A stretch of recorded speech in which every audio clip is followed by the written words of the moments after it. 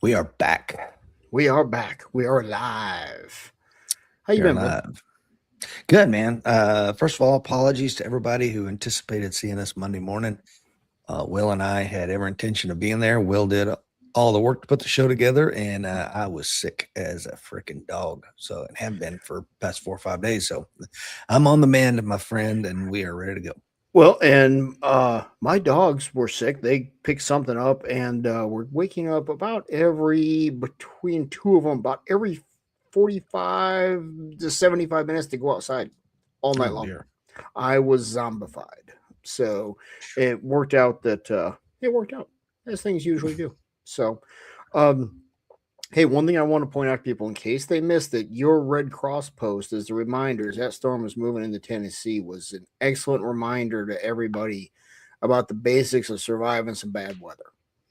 Oh, thanks, man. Yeah, so take look that up if you haven't seen that already.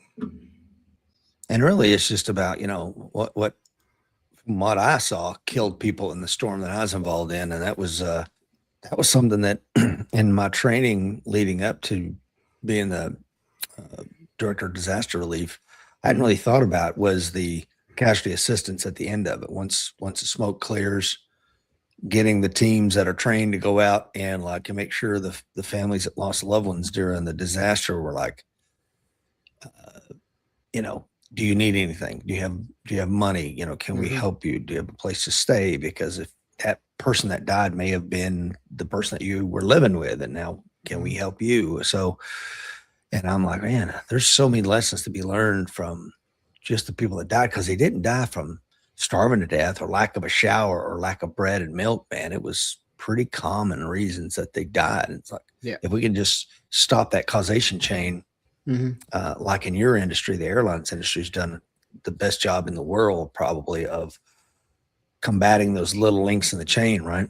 Yep. Yep. Break one link in the chain, the accident doesn't happen.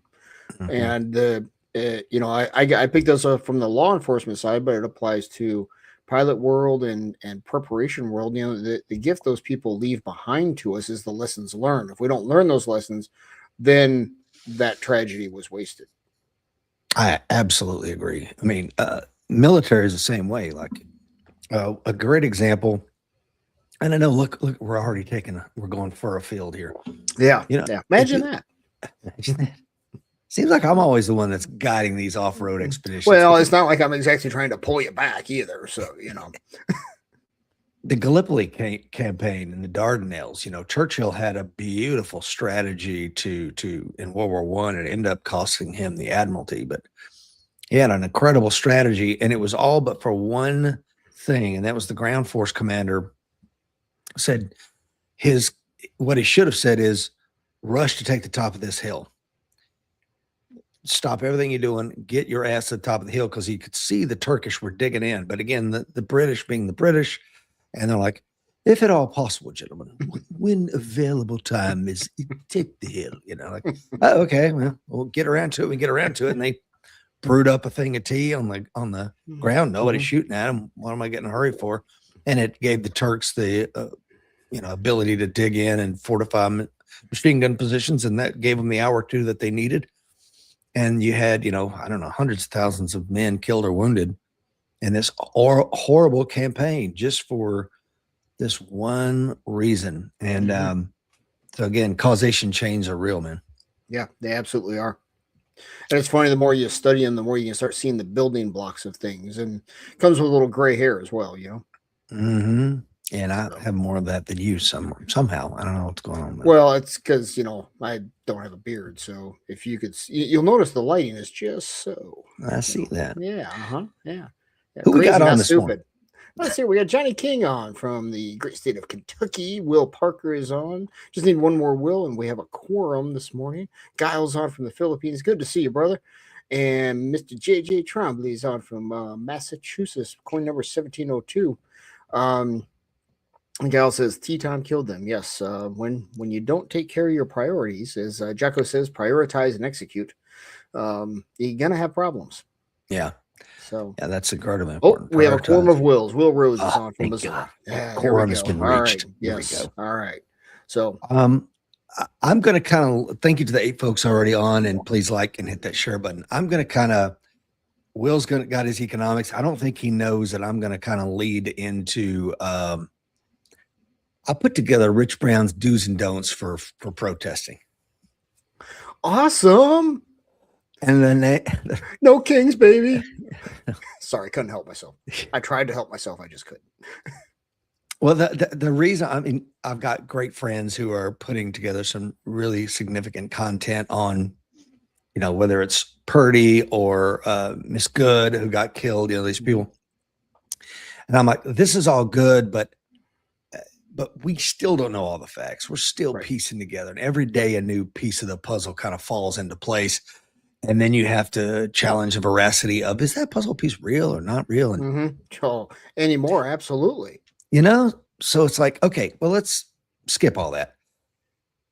A lot of people think that those on the right, like Will and I, and perhaps a lot of folks watching this morning, are against peaceful absolutely not. Exercise your God-given rights, but let me help you do it in a way that's going to get you home to your family at the end of the day. My brother Jeff is on, says, hope everyone's doing well. Jeff, I'm so glad you are on. So let's jump into this, and then we'll get into the economic side of the house. If you feel compelled to protest in this emotionally charged time, I would caution you against it. But again, it's your right to do so. So let me give you the 5 don'ts, and I'm going to give you 10 do's. I want to double your money. Wow. It's not like everything is no. No wonder you are so popular in the world. I just give, man. I'm like a gift that keeps on giving. Yeah. I'm sure I overlooked some stuff, but again, feel free to share this. I put it on American Warrior Society's Facebook page. I put it in the coin group, etc. So number 1, don't go armed. I understand it's your God-given right to go armed. And if you want to do so, hasta luego, baby. Go with God. Say a prayer. Hope it works out for you. But I encourage you not to do so. If you choose to do it, go at your own risk. Yep. Number 2. And if I can throw please, in there, I would love I have said a number of times, I am way less likely to get into any kind of altercation when I am going armed, because I know something they don't. A gun could get involved. Right. That's right. And it's one thing if you're driving and there's a road rage thing, you can take the next exit and stop and hit the bathroom, and by the time you get back on the road, that other person's long gone and defuse the situation. But if you're in the middle of a protest, there may not be an exit. Right. You can get caught up in the middle of it, and then someone else starts doing something illegal, and suddenly you're getting charged with that same thing until things get sorted out, and now there's a weapons modifier on it. Just don't go there. I 100% agree with that. Don't block, harass, or otherwise interfere with law enforcement officers. Again, this should be common sense, but as we can see from the riots going back to the Summer of Love in 2020, hell, go back to the Watts riots in the 60s. Yeah. Anyway, but there's a difference between a riot and a peaceful protest, and this is, for this list here, these 5 don'ts and 10 do's are for Americans that want to exercise the First Amendment right in a way that gets the point across without doing any harm to others, themselves, law enforcement officers, or any harm to a private or public property. Don't block, harass, or otherwise, even the ones that you don't like, follow all their orders. Even the ones you do not like, follow the commands, videotape the incident. By all means, the cops are not going to smash your phone. Feel free to quietly and peacefully, maybe discreetly, and we'll talk about that. Call a lawyer afterwards if you don't like the outcome, because I tell you, I was talking to a friend last night, and I write about it in my book. 3 separate incidents where police officers pointed their gun in my face, and they were probably, all of them, within 3 meters away. I mean, an easy shot. Yeah. And I'm allowed to tell the story. You know why? Because I complied. And exactly. And in 67% of the cases, I don't fault the officer. I didn't fault them then, and I certainly don't fault them now for pointing a gun at me. The third one I do, that was freaking ridiculous. And guess what I did? I called work and said, going to be running late. I'm going to see an attorney. Yep. Because this is unacceptable. I was a uniformed sergeant in the Marine Corps. one of those, I didn't do nothing. I mean, Yeah. it's kind of like, this is the most unreasonable thing I've ever seen. I was polite, professional. Yes, sir. Not a problem. Absolutely. What would you like me to do? Okay. Easy day. Yep. Okay. No problem. And then I freaking went to an attorney, and Well, I would encourage you to do that. absolutely. And let's play chess, not checkers, right? Checkers is Yes. the get back in the officer's face, do all things. Chess is, okay, you think your rights have been violated? Go file the lawsuit. Let the government you're protesting fund your protest. Yeah. Right? Yeah. So I love Johnny King's comment here. You want to read that? Sure. Protest for something that actually matters don't help protect criminals. And my understanding, and I stand by to be corrected because I will admit I've not followed the Minneapolis thing that closely. They're going after, child sex offenders, violent criminals. They're not going after your run-of-the-mill illegal alien, is my understanding. Am I off base on that? You're 100% on base. And Okay. to Johnny King's point, this is what is happening everywhere where the riots aren't. I'm giving some version of this. Now, ICE agents, and they're not necessarily officers, these are ICE agents doing targeted enforcement operations. They're not riot police, which they've been pushed into this position because of the local municipalities are not helping them. But here's what is happening, some version of this. They go in and they got a stack of, okay, these are the 1,200 enforcement operations we plan to do within the next 30 days. We've got 40 agents staying at a local hotel, blah, blah, blah. And let's go through these real quick. So they sit down with a book, and there's, I would imagine, somebody from the governor's staff, somebody from the mayor's staff, maybe the AG or one of his deputies. First one we got is Pedro Gonzalez. Pedro Gonzalez is wanted on child trafficking, sex offense charges. Da, da, da, da, da. Here's his book. They brief it up. Roger that. Get his ass. Okay, fine. They roll through them, and maybe there's 5 books that they go, I don't know, man. I'd like to see a little bit more documentation on that one. It's a little questionable to me. Not a problem. We'll go back to Bondi and her team. We'll get you some more stuff on that. But for this 95%, you're good to go. Absolutely. Hey, look, Will Wood and his team is going to chop 200 officers to you, and they'll set up a cordon. You go in, snatch the dude, and roll out. That's what's happening everywhere where nothing is going on. Gotcha. But in these municipalities, we will not work with you. These are members of our community. A rapist and child predator is not a murderer, is not a member of your community. He is chosen by his actions to be anything but.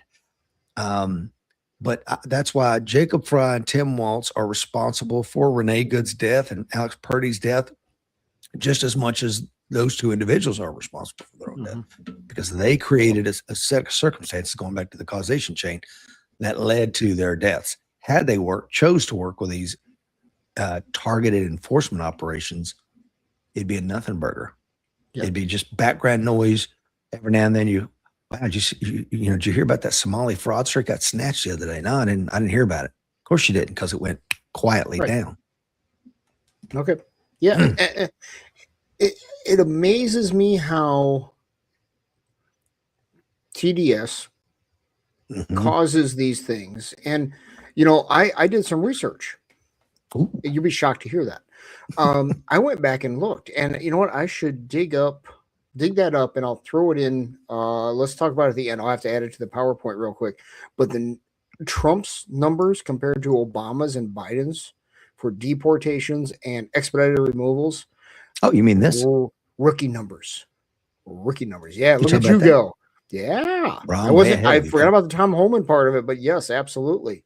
Yeah, there's Tom Homan getting an award from President Obama in 2015. That's not AI, folks. That is a little bit younger Homan getting congratulated for deporting about 3.1 million people under Obama, which is 2x and then some what Trump has been able to accomplish.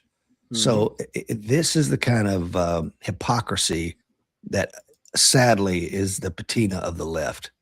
And let's get back to the don'ts. Okay. Don't get on roadways, disrupt places of worship, or interfere with private property unless permitted to do so. And do not impede traffic on Public sidewalks. Public parks may offer additional state and federal protection for your peaceful protests.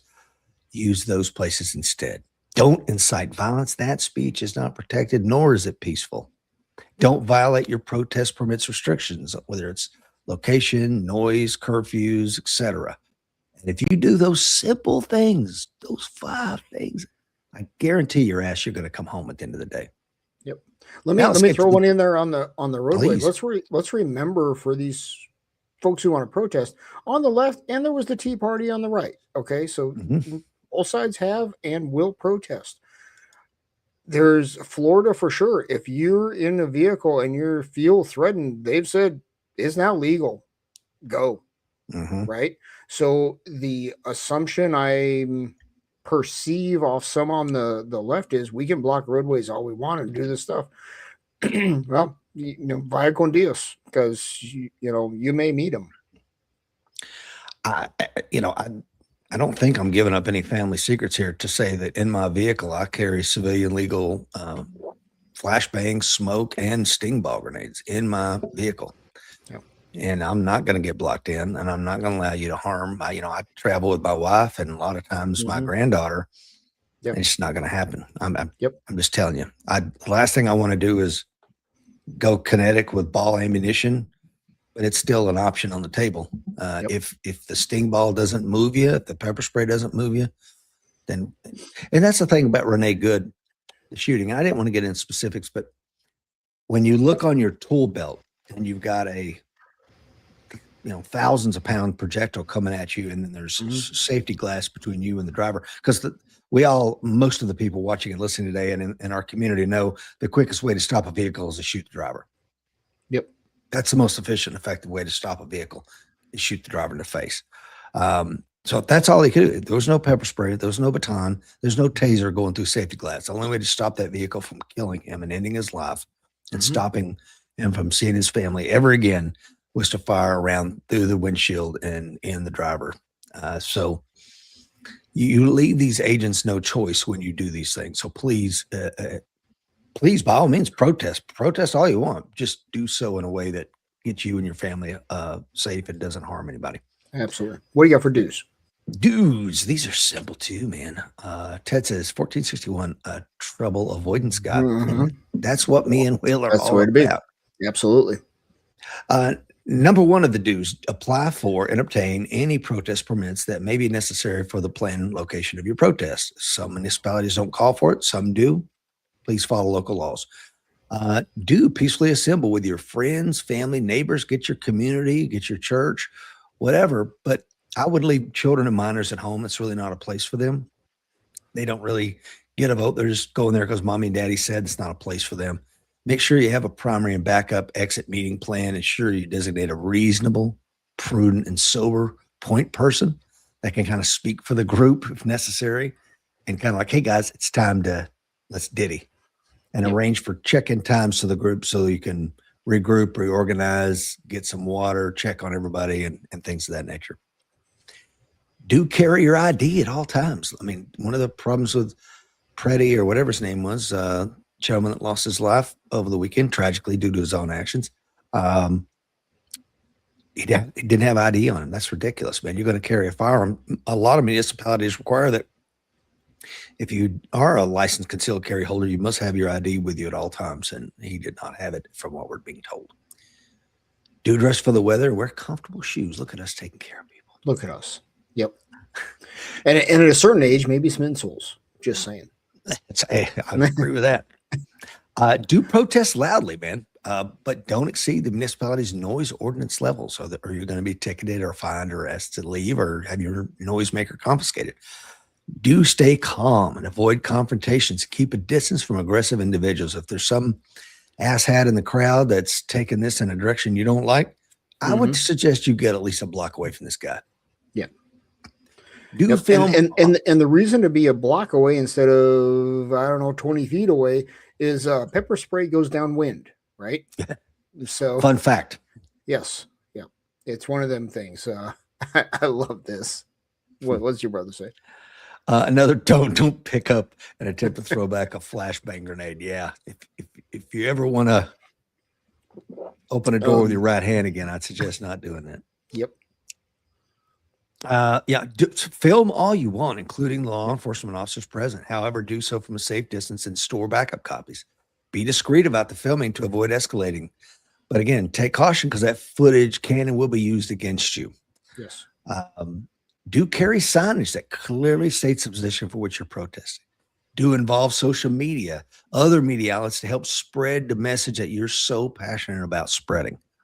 And I would say when speaking to, I mean, all the time, because you never know when you're being filmed, but specifically if you're speaking to a member of the media or what do they call it now? Independent media, you know, the YouTube guys or what have you, be rational. You know, don't be like, oh, you know, yelling, screaming, doing, you know, dropping the F-bomb every other word. It doesn't portray your side as a reasonable voice in the national discussion. Yeah, that's why basically have a point person, spokesperson, whatever, somebody that can communicate your message effectively. Not everybody in the group is going to be prepared to do that or have the ability to communicate effectively. I don't know if I ever talked about this. When I went through the basic school, we do this one urban operation inside of Hogan's Alley at the FBI Academy. And so we're doing urban patrolling and riot control shit. And we had patrolled through the woods there in Virginia. We roll into Quantico and we go into Hogan's Alley. And of course, they've got role players there that are acting as aggressors. Well, when we were planning this patrol, I was telling about like, look, I'm a professional recruiter, man. I should probably be the talker. If you're going to have an operation like this, you want one guy to be the talker, right? And they're like, no, Rich, you're a better navigator. We want you to be the navigator, which I'm really good with a map and compass. Okay, fine. So they appoint this one dude who was a very aggressive Marine. And we get in there and there's this, one of the role players is a very big black female and she's pissed off and loud and she's doing a great job earning her pay as an actor for our little thing. And he goes up to her and he says, stay black, instead of saying stay back. And she's like, I mean, he literally saw her face go, did you say stay black? And then it just went nuclear from there. And it's like, so again, to your point, pick your spokesperson carefully. Yeah. Because it went from something that we could have navigated through to now we got to call back up and we've lost Hogan's Alley and our little op is completely screwed. And plus, you have now become the footnote in every role player's training for the next 10 years as they play that clip over and over and over again. Oh, it was terrible. Yeah. And it could have been avoided. So to your point, have somebody that can communicate. I mean, if you look at the Somali female that they put up the other day, it's like bananas and rice, but not really. Well, kind of like bananas and rice. I mean, it was just the stupidest thing. Oh, I watched that. It was painful to watch. I thought it was AI. I couldn't believe it. Yeah. Hashtag not AI, by the way. Yeah. Crazy stuff. Let's see here. Last do have safety measures in place: cell phones, orange vests, traffic considerations, water stations, medical kits. And here's a pro tip, guys: if law enforcement officers start deploying riot tactics like tear gas, you see somebody with a shield or a riot baton, spoiler alert, you're no longer participating in a peaceful protest protected by your First Amendment. You are in a riot and you need to get the hell out of there immediately. And let's put a little fine. I want to put a little fine point on that. You may be a peaceful protester, but you are no longer inside a peaceful protest. Bingo. So what your intentions are don't matter anymore. The whole group has been determined to be not a peaceful protest. Yeah. This is an unlawful assembly. Disperse now is what you're probably going to hear. Yeah, but I'm not doing anything wrong. You're in a mob, bro. Yep. Doesn't matter. Yep. Group psychology just took over and what you are doing is irrelevant. You're part of the problem. Get out of there. Yep. For sure. Couple final things here, and then we'll turn it over to the economic piece of the pie here, which is equally as important, if not more so. I saw this morning, and this female conservative pundit, she said that the things I and many simultaneously believe to be true.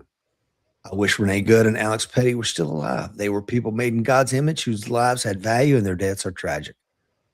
I'm still unclear about the true story surrounding Petty's killing. I'd say both of them, really. At this point, we don't know what we don't know.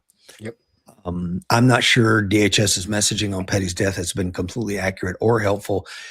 What's funny is a buddy of mine, Taylor, on his video last night about 10 lies surrounding Renee Good's death, which is pretty good. I talked to him last night when he wanted me to watch it. I said, I agree with you most of it, but I don't agree on a couple of things. And one is which the messaging from Christine Nome was saying that, she was a domestic terrorist. And he had multiple clips where she was saying a domestic terrorist. And I said, it's interesting. I kind of thought that language was shocking as well. And then, but if you go look up what is a domestic terrorist, and really anything can apply to it. I mean, it's not a charging offense. It's just a definition. Gotcha.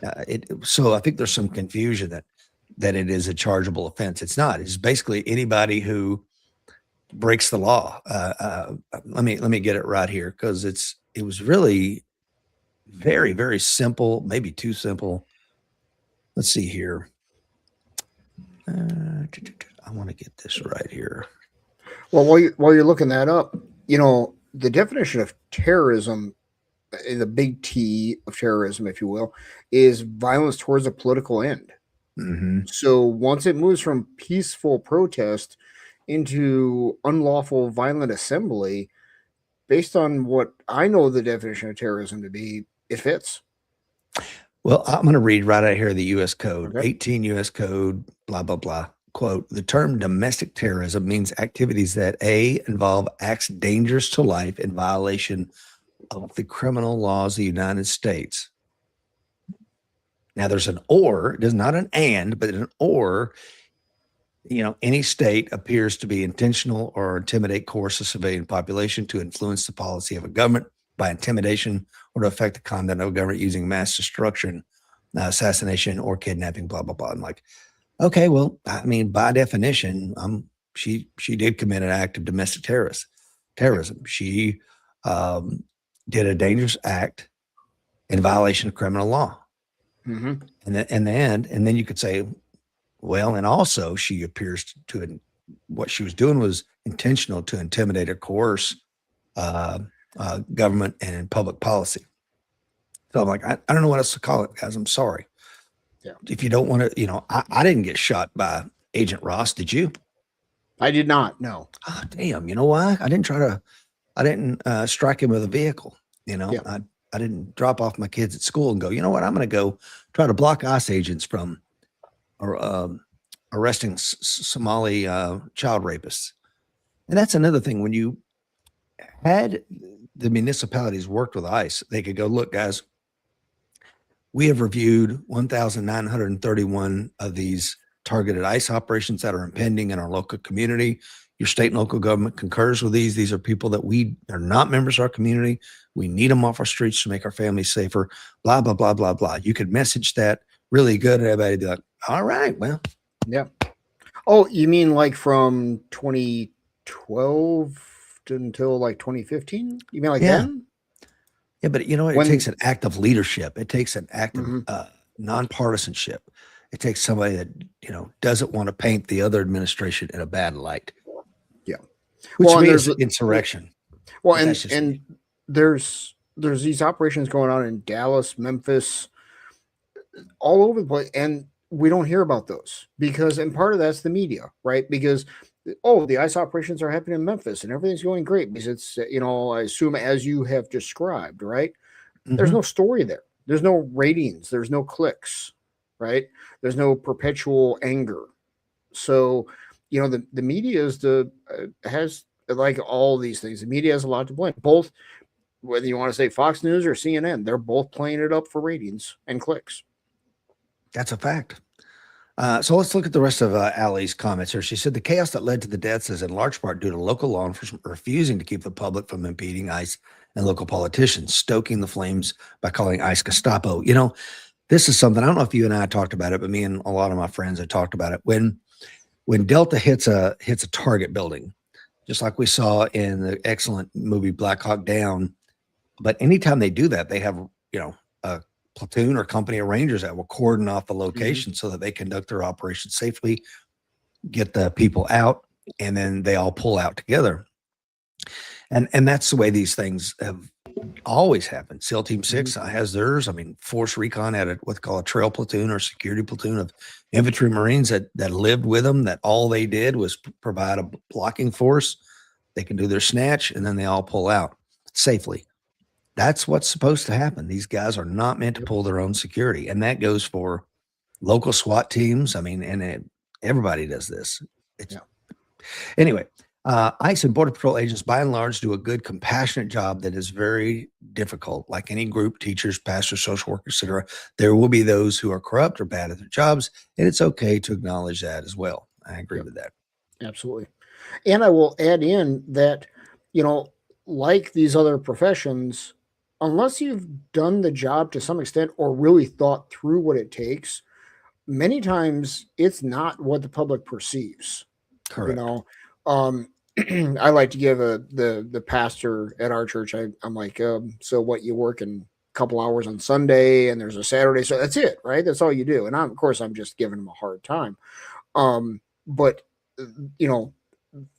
there's a lot more to that job than someone realizes unless they've done it or talked with those people a lot. And that can apply to really any law enforcement officer. You see them sitting by the side of the road, running speed checks. Well, that's a small portion of the job, right? So there's a lot more to every job than people realize. Oh, that's absolutely true. And especially law enforcement and use of force. I mean, he didn't have to do that. You ever try to control somebody who doesn't want to be controlled and only be able to use approved techniques to do that? These approved techniques aren't always that effective if somebody's actually trying. No, they're not. I mean, I could tell you as a bouncer for 4 or 5 years, I used an LVNR, lateral vascular neck restraint, rear naked choke, whatever you want to call it, effectively, I don't know, man, dozens and dozens, if not hundreds of times, and everybody walked away from it. As a law enforcement officer, that was right up there with deadly force. Couldn't do it anymore. And I'm like, man, you took away one of the tools that you want me to restrain this guy. It's a wrap. Yeah. And I don't have to put him out. I could just use it as a restraint, but in any way putting your hand around that person's neck, you might as well shoot him in the face. Yeah. So a lot of it is policy dictated why you have some of these tragic outcomes. Had they been able to do that with Purdy, instead of dog pile on him, get a polyester pile on, go in and end up shooting the guy. Yeah. Could have been a different outcome. I go head and start the choke and somebody else controls the hands and he's out and we put him in a recovery position, handcuff him, take him to jail. Yep. Piece of cake. America, unlike every other country, has the right and responsibility to defend its borders, protect its citizens, enforce its immigration law. This is necessary for national sovereignty. It's not kidnapping some asshole or some community member. This is taking a violent offender from some other place on the planet, taking his ass out and sending him wherever the hell he needs to go, whether that's our jails or somewhere else. It's just, and their job is good and necessary. She points out here, it needs to be done without conflict. It's just normal business. It was done under Obama and every other freaking president. Yep. And Obama ran on it. I know, but the chaos that the Democrats are using, it's just political theater, and they're getting these people killed. Yes, they really are, by stoking the flames of the useful idiots. They're really just they got blood on their freaking hands. Let's be honest. Which is why I know that Trump is walking a fine line, but I think by not pulling the plug and just saying this is an insurrection by at least these two folks here, if not more, in their administration, and we're going to do a little Maduro on them. There was I didn't watch the whole series, guys, but there's it's called the Designated Survivor with Kiefer Sutherland, and where he's a lame duck congressman, and they're having the State of the Union address. So they put him in a bunker under the ground with the Secret Service, and then the Capitol building gets schwacked. So suddenly he becomes the president, and he's trying to put the government back together. And he has a governor, I think it was in Michigan or Minnesota in the TV series, that is not working with him. And so he flies in there on Air Force One and And as the governor comes out to shake his hands, takes his ass into custody and flies him out. And I'm like, that's exactly right. But if you look at what he did in the series, the governor of Minnesota or Michigan, whichever one, I can't remember, it was a nothing burger compared to what's going on now. and for Tim Waltz to hang on to his mansion gates with his little beanie on, guys, we got to be Minnesota tough, okay, fellas. You got to get out there and mix it up, okay? Oh my God. Well, and nothing. To me, that video, nothing screamed protected elite more than standing behind my gated home with a fence going, you guys need to go do this. I mean, come on. Plus, some of you will die, but that's a risk I'm willing to take. Yeah. I mean, come on. Who does that? I mean, you show me any politician. I don't care what color you want to put on them or what letter goes behind their name. That is irresponsible. And if it isn't illegal, it sure ought to be. Yeah. Let's get some comments here. Will says, when you are around the mob, you're considered part of it and responsible for their actions and subject to the legal consequences and levels of force. I couldn't say it better myself. That is freaking perfect. Get the hell out of there once they start deploying those tactics. Yep. What does Ted say? This riot definition seems lost, ignored by many who comment in support of protesters. Absolutely. There is a line between a protest and a riot, and once it crosses over, you don't go back and be like, okay, guys, scale it down. No, that's it. Over. Yeah, ain't no going back. Chris says, got a late start, but good morning, Rich and Will, staying warm over here. Good to have you on, my good friend. Yep, good to see you. Tim Waltz comparing ice frightening kids to Anne Frank. Boy, that was man. Yeah. Again, blood on your hands, everybody. Well, and let's go back to that for a second, because who was it that said ICE was going to go door to door? Which politician or it was somebody in the Trump administration? Yeah, they said they're going to go door to door. You know, there are those within the Trump administration. They need to be careful with their language too, because they're going door to door is the phrase they used, but they're searching for these violent offenders, child sex predators, all these people, right? So they need to watch their language too, because they're feeding the fire when they say things like that. And that gives the other side the opening to say things like Anne Frank, and then it gets spun out of control. So everybody needs to be very careful with their language.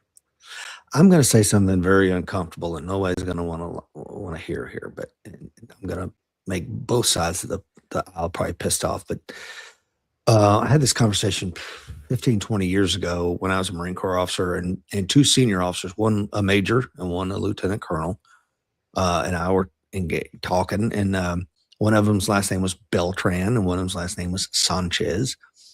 And they were like, oh man, we need to frickin' get all these damn illegals, round them up. This was under Obama. And I'm like, oh yeah, okay. I would say we probably need to fix the border first. We need that wall and border secured, whatever we have to do, machine gun nests, mines, I don't give a shit. Make sure it is 100% and have an independent third-party agency go, man, we can't get a mouse across this freaking thing. Okay, cool. Now we need some sort of targeted amnesty for those that have been in the country, been paying some sort of taxes and been working a job and haven't broken any laws, for them to become English-speaking U.S. citizens, and those that have broken the laws needs to get out, and we need to have some sort of tier. And they were looking at me like I had a horn growing out of my forehead. Oh no, we need to round them up. How do you propose we do that? But stops and whatever we got to do. I'm like, okay. My last name is Brown. I got blue eyes and white skin, and so do my children. What do you look like, sir? They're all Hispanic, these two officers. Yeah. Yeah. You know, is that what you really want? Everywhere you go, you and your children are going to get harassed and ask for your freaking papers. I know that amnesty is unpopular, but look at what's happened with one location, one targeted enforcement operations, everybody trying to do the right thing. You can't, I mean, it's almost like you can't freaking do it. I know you can't do it because the optics of it are terrible and they play into the hands of the left. Look at them, they're Gestapo. They're masked and they're not, it's like, they're not fucking Gestapo, pardon my French. Yeah. These are agents that would rather be at home with their families. They don't want to be out here in freezing sub-zero weather trying to get some Somali rapist off the street. Are you kidding me? He didn't want to wake up that morning wanting to shoot Renee Good in the face, some mom. Yeah. You know, her actions put herself in that position. But that's why these things, once you better be ready to go all the way. And that's why it really bothers me. Trump, you're going to have to push the gas pedal. I know it feels like, well, no, we need to hit the brakes a little bit. We need to pull that guy out of there and put Homan on the ground. It's like, no, you need to arrest these two assholes, snatch them out of there, put charges on them, let them go through the courts, see where that falls out, and then let the federal government, the local government, put somebody else in their place until you get somebody that works with you. You do that, and you step up the enforcement. You send in the National Guard to provide a cordon around these operations so the officers conduct them safely. It's not going to look good. It's not going to be pretty, and you're going to be called all kinds of awful, scary names. But there's no going back. Yeah. Well, I'm gonna push back with the left's point, and then I'm gonna refute it. Okay. Well, what about states' rights, Mr. On the Right? Right. Well, that got settled in 2012 under Obama when he sued Arizona because they were checking immigration status during traffic stops. That went all the way to Supreme Court and was a 5-3 decision with none other than Ruth Bader Ginsburg in the majority, saying the federal government and ICE had supremacy in immigration issues. It's settled law. Sure. So this is one of those, Obama taught us, elections have consequences. Well, now in the political theater that was 2012 with the immigration stuff, the left pushed that to the Supreme Court, got what they wanted then, and oopsies, now it's working against them. Yeah. There's a lesson in there for the political right as well. And it's something you and Dr. Fuller and I have talked about extensively offline, which is, are you going to be okay with these same things Trump's doing when it's President Gavin Newsom? So be careful what you ask for. And all of us should just be like, follow the Constitution, period, Right. End. But the problem is each side's trying to get an advantage for the next election cycle. And that's when things get thrown out of whack. Speaking of election cycles, I think this is an appropriate place to end it. Okay. That was awesome stuff, dude. Well, yeah. I mean, it's the I don't know. I don't even know what to say. It's so the hypocrisy staggers me. Gladys says, agree with you 100%. We're so glad to have you on this morning. Nothing for me, Gladys. Really? The hair. I mean, look at the hair. Nothing. Are you for real? I understand. Breathtaking. That one even got the little piece hanging down right here, Gladys, and nothing. Man, nothing. Really? Okay, I got it. Understood. That's a shame. I see where I am on this. Okay, got it. It is on from an ice-covered North Texas. Will Parker says, yes, we need alligators. Definitely alligators at the border. Michael Gentili says, Wall says, the textbook definition of what we pejoratively called in my youth a P word. There you go. Chris says, if you cannot win the intellectual argument, you create chaos, then use the chaos to look for just cause to become violent. Ooh, well said. Yeah. Yep. And then, of course, James says, looking for politicians to be reasonable and promote reasonable solutions. Yeah, that why when you can make hay. Don't what is it? Who said don't let a good crisis go to waste? And I agree with James's point completely, of course, but reasonable behavior does not win elections because it doesn't fire up the base. Yeah. Let's see here. Let's see. Johnny King says you have to be careful how you remove. Let's see. It's jumped up here. Because you can destroy the whole wheat field if not done right. Yeah, that's of course, Christ said that, somebody went out and sold weeds in amongst the wheat. It says, wait till it sprouts and then you can pull them out. Yep. Anyway, rather than question the ideas. See, I swear it is real sad that y'all would tie yourself into knots to defend ICE and Trump and all the rest rather than question the ideals you're affiliated yourself with. This is an easy one. I don't know who this gentleman is, and thank you for being on this morning. I really appreciate your comment.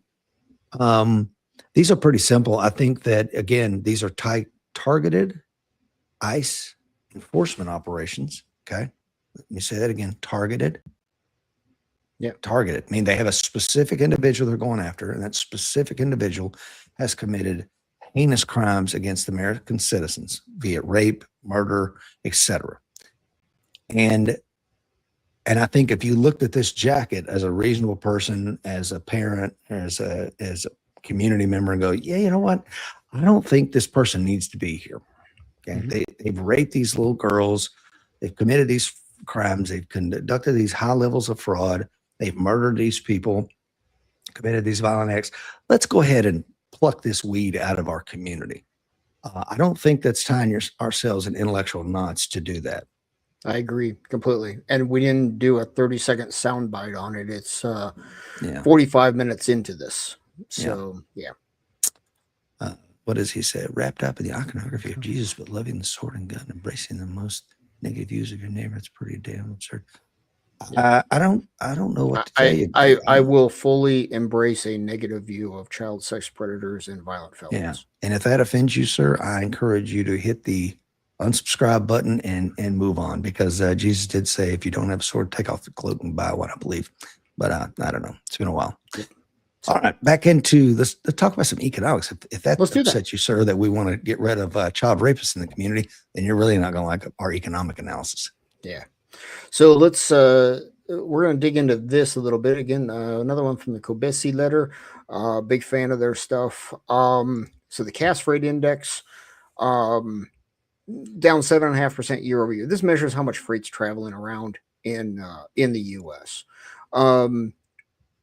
North America, technically. Okay, 35th consecutive monthly decline, longest streak on record. Probably nothing. Okay. Over this period, shipments have dropped 22%. You guys can read off the numbers there. Retailers are reducing inventories. Now let's take a moment on that. They also increased inventories dramatically pre-Liberation Day and shortly thereafter, before those tariffs kicked in. So it makes sense that they're reducing inventories to some extent. So we need to look at this fairly if we're going to be prudent investors. Ordering and stocking fewer goods, well, that goes along with reducing inventories, right? And freight capacity remains too high. Well, that's a problem if you're investing in freight companies, right? So by comparison, during the 2008 financial crisis, this index fell for 22 months, and I'm missing the number here. What is it currently? 35 months. Okay. So this is all good. The thing to do is let's look at a little longer timeline here. So let's start with a short timeline, because anybody can cherry pick some things, right? So let's go to the next slide. Okay. Boom. Okay, here's your Cass Freight Index. And this is over the last year. And you can see it goes down, goes up, and we can see a downward trend since about June, right? Kind of makes sense with what we were talking about with, companies stocked up, pre-Liberation Day and post-Liberation Day before tariffs kicked in.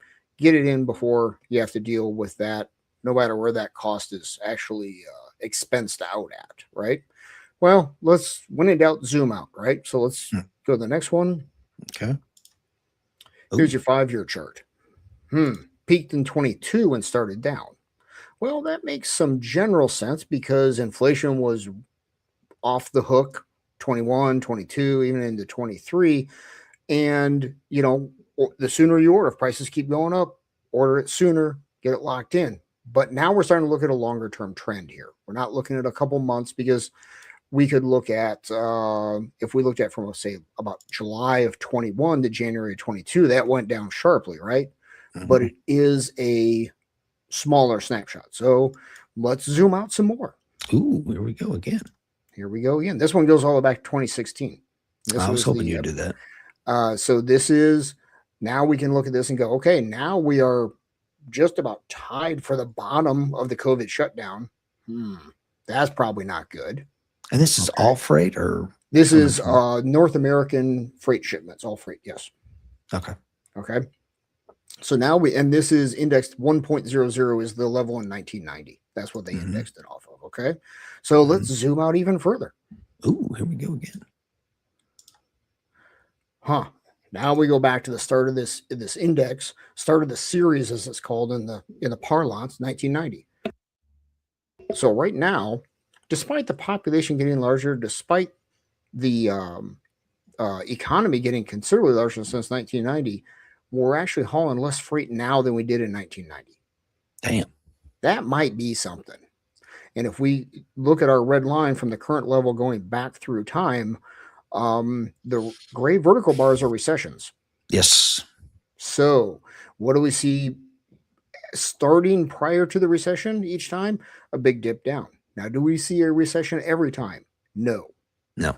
Look between 2010 and 2020. We see a lot of dips down, but no recession. So this is not a quiet series. This is a volatile series. Some of that seasonality, right? You're gonna see upticks in November and December leading up to Christmas, and then pullbacks in January, right? So we need to look at the longer term trend. But even if you look at, say, 2011 through 2018, there it gyrates around, but it stays within a range. But now we have definitely violated that range. And to the downside. So this would be a leading indicator. Okay. So don't try to jump out in front of a leading indicator. This tells us what may be coming, because there's other times we see significant drawdowns, not to this level, but we see significant drawdowns without a recession. So it's just one little thing to put in the back of your head and go, this could be telling us what's coming. It's another data point, folks. Exactly right. So now we're going to get into some options talk. So stock options. Okay. Let's talk big picture first. It's not what movies, some people talk them up to be. Can you lose a lot of money trading options? Yes. And I will say that is not what I do. Okay. Lose money or trade options? C, all the above. Okay. So actually I lose money trading options all the time. And then, so the key is keep your losses small and let your winners run. Okay. I have lost 50% in a couple hours. I've lost more than that in a few minutes. Okay. That's the riskier options trading. That's not what we're going to talk about. If we go off on a tangent at some point and talk about some of that, we can. That is not what I typically do. Sometimes I'll do that with, literally a couple $100 and see what happens. I do that instead of going to the casino and playing blackjack. Okay. But what we're going to talk about with trading options here is not that. Now, you'll notice I'm saying trade options, not invest in options. Okay. The difference there is, in my mind, first, it's just the common way of saying it. You're trading options, but you can buy XYZ stock and hold it for decades, right? Options have an expiration date. We're going to dig in more into that. So to me, by definition, it's more of a trade than an investment, because there's a date that it expires. And we'll dig into that here in a moment. So what is an option? It's a name. It's an option to do something, not a requirement, just an option. Okay. And for now, we're only going to speak of a call option. And that's where we are. I'm going to use the word betting, because since this expires, I don't call it an investment. Okay. Now, some of these options can expire 2 years out. Okay. But we're going to talk a little bit more on the shorter term, because it's easier to visualize what's happening with the numbers. Okay. So we're going to speak of the call options. So it's a bet that the stock is going to go up. Okay. And if you could read that off to us on the bottom there, brother. A call option is a financial contract giving the buyer the right, but not the obligation, to purchase an underlying asset like stock at a set price, which is a strike price, within a specific time frame. It is a bullish strategy used to profit from an anticipated price increase while limiting the risk to the premium paid. Okay. We're going to dig into that last part, limiting the risk to the premium paid. Because with the amount of gray hair I have and the amount of time I have left before I want to retire, I'm all about limiting risk, but I still want to make money. And this is where options can become a tool for this. And we're going to talk about it over the next weeks. We're going to talk about a number of ways to use options to both limit risk and make as much or more money than you would otherwise. We're going to get into a little bit of that today too. Okay. Sweet. All right. So stocks versus call options. Let's talk about what they are and what they aren't. Okay. Let's do stocks first. Long only. So you buy a stock, you're long, which means you are anticipating, expecting, want the price to go up. Okay. Okay. All your money is at risk. If you invest $20,000 in NVIDIA, it could conceivably go to zero. Now, I don't believe that's going to happen. I don't think you believe that's going to happen, but conceivably, it could go to zero. Okay. I mean, Netflix went to 4 during the housing crisis. Okay. Amazon lost, I think it was 98% of its value during the dot-com crisis, which means it went down 80% twice. Okay. So all your money is at risk if something happens if you buy a stock. Now, you can get out at any time. And I say can with air quotes because is it going to be a price you like? All those other factors, right? Mm-hmm. And stocks are definitely less volatile than options. Okay. I've got options out there right now on SLV silver. At one point, they were up 20% on the day yesterday, and they've settled in on the day down, up 5%. Okay. So they're very volatile. I'm sorry, stocks are much less volatile than options. Okay. With stocks, assuming you don't borrow money to buy them, there's no leverage. If you want to invest $20,000 in NVIDIA, you got to come up with 20 grand. Okay. There's no expiration date.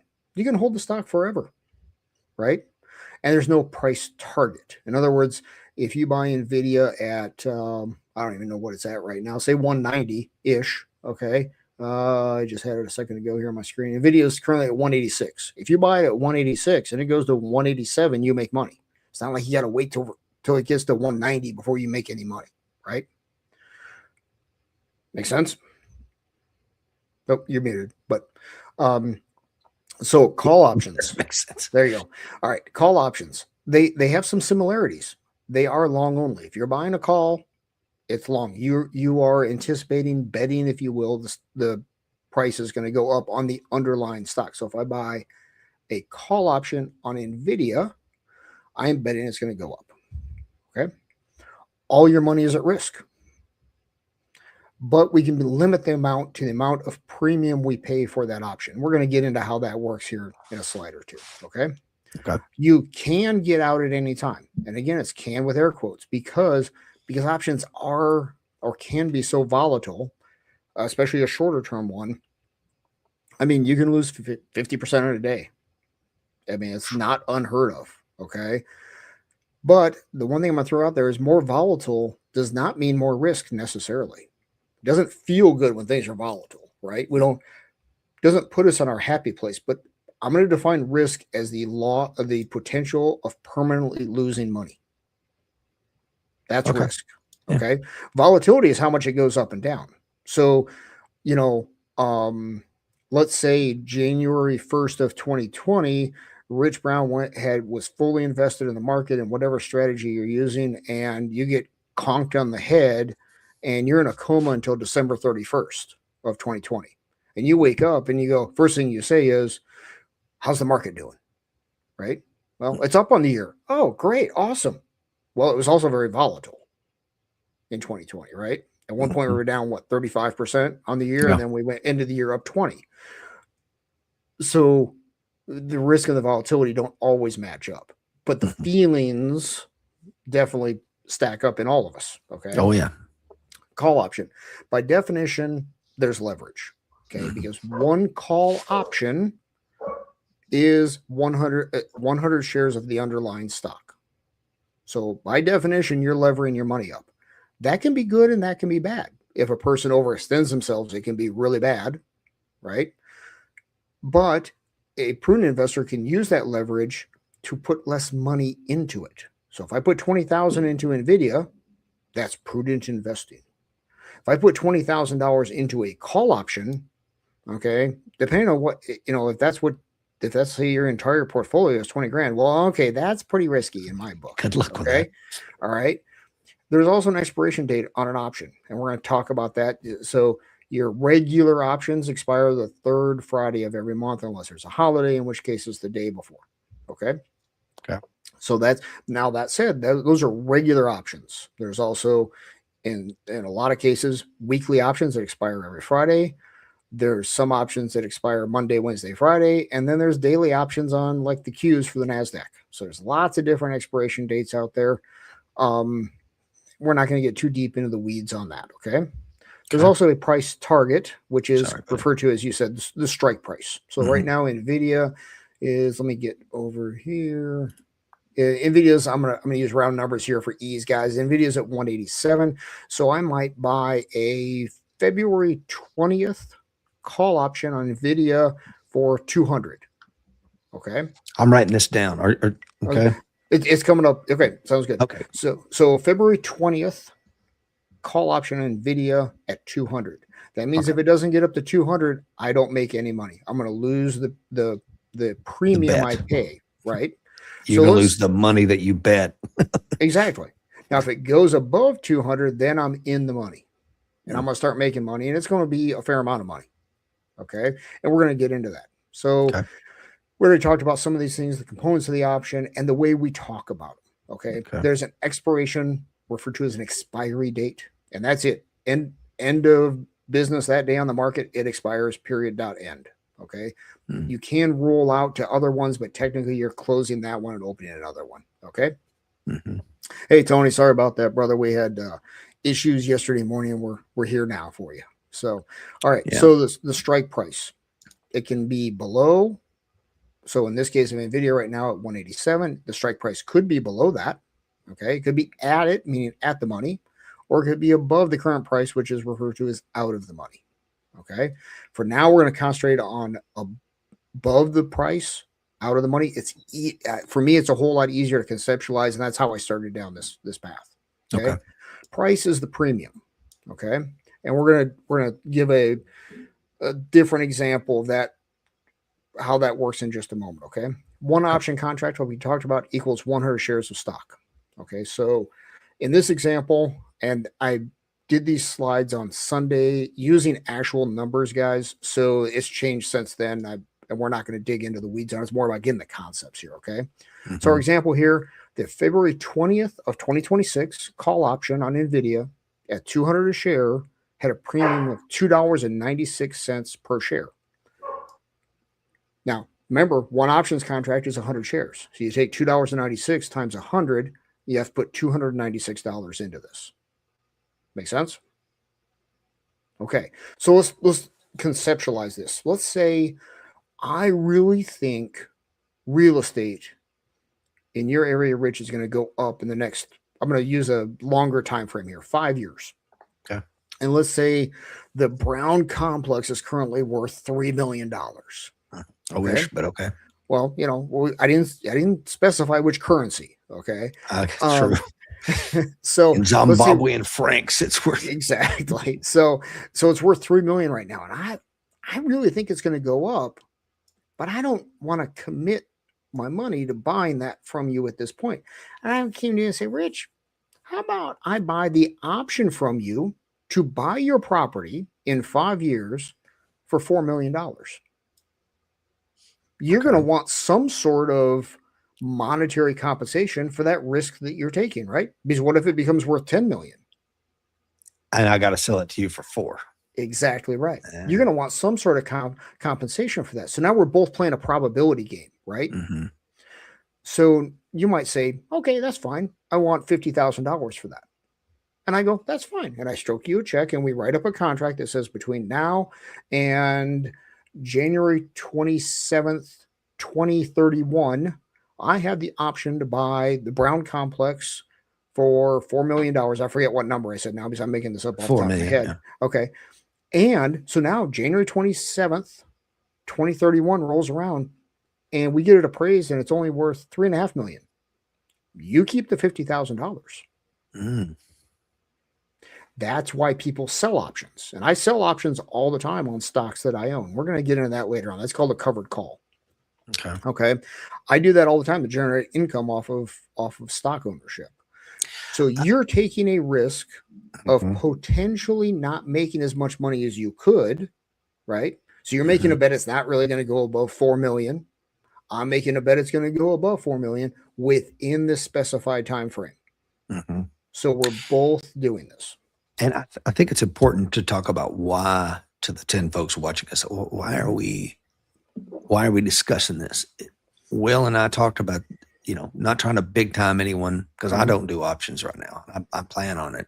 But most everybody watching and listening this morning is in some way in the stock market, whether you're 401k, Roth, or you're just out there buying and selling stocks. However, this is an option. The option that you need to be aware of. And if you're not taking advantage of it, maybe you should. But first, we want to educate you on it. I say Will needs to educate you on it. So that's what we're doing, and that's why we're doing it, guys.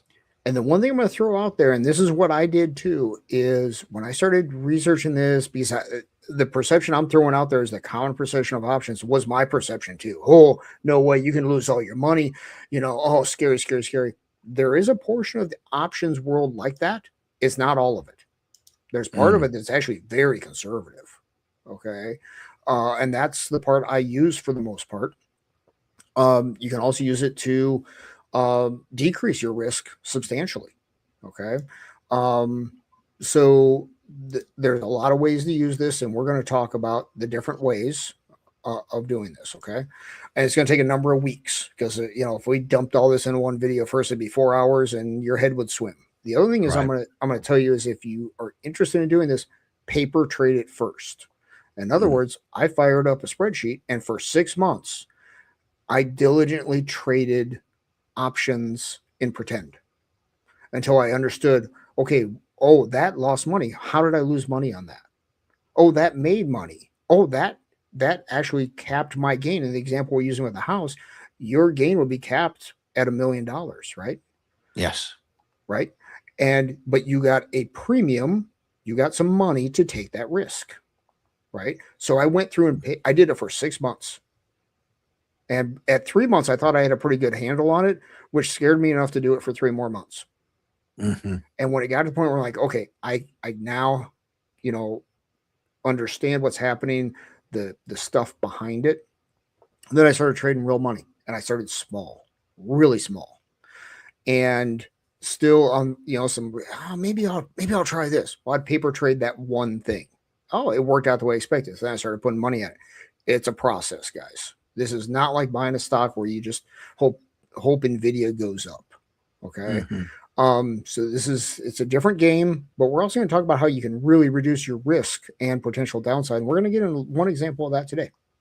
Okay, well, fantastic. Guile is on, says, you're here. That's what counts. Brian says, I am a cattle/horse rancher with an economics degree. We operate every day at high risk and volatility, weather, feed, fuel, energy, water, and marketing price. Yes, you do, brother. Wow. Yes, you do. And can you bring that comment back up? Because he brings up an excellent point. And I'm guessing in Brian's world, when you're sitting around talking with, you and the other John Duns are sitting around talking, right? This is just part of your normal life. If I went into that business right now, I'd be like, oh my God, what? I mean, this can affect it and that can affect it. I wouldn't sleep at night. Partially because I'm unfamiliar. I'm ignorant about how that business works and the intricacies and how things work in together into cattle prices and futures, all that. Same thing here. So we're just trying to get you some basics on this, and we're going to build this. I'm thinking it's probably going to be about 6 weeks, brother, altogether. Okay. And there'll be some shows where it's like, here's what we're going to talk about. And you might go, it's not for me. Awesome. Yeah. Great. Okay. You can shut it off then, or just let it run in the background so we can get a view. Okay. All right. Just saying. And I tell you, every time I drive by, as a young person, I drive by a herd of cattle, here in Tennessee, and it's it's pretty. But now I see it like, man, there are hundreds of cows out there worth thousands of dollars a piece, and somebody's worried about feeding them, fertilizing the ground and rotating the pasture land and water and parasites and weather and. That's a freaking 100 headaches in that field, and hopefully that it makes money for the guy someday. Yep. And I'm not going to believe this because, Yellowstone is not a documentary. I get that. But I think it's the first episode. John Dutton gets into a crash right away, and it's a horse, not a cow, which makes this line not make sense. But as he's going to kill the horse that's badly hurt, he says, oh, the things we do to keep you fed. So a lot of respect to those guys. That's a world I'm glad I don't play in.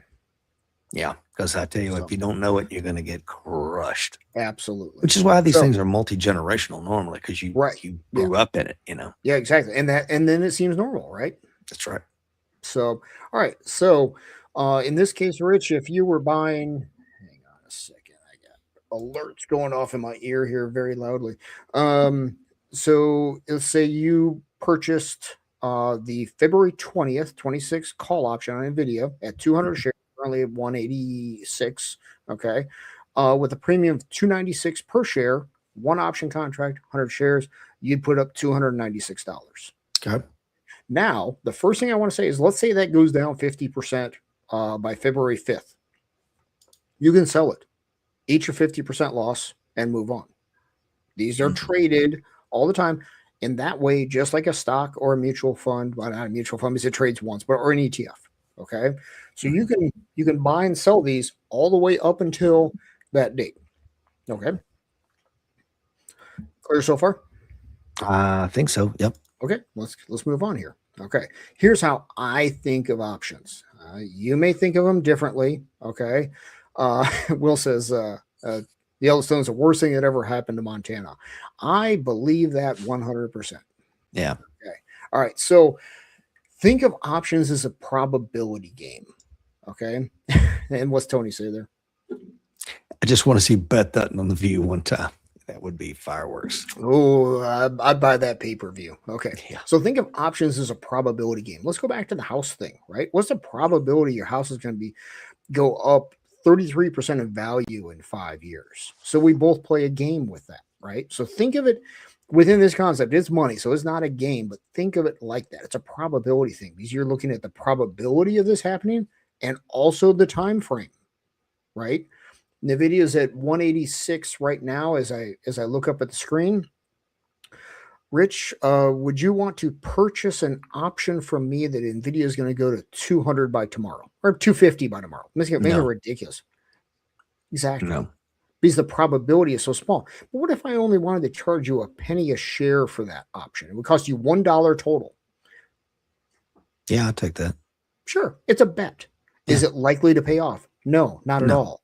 Okay. But the risk is But small and the reward is huge. right.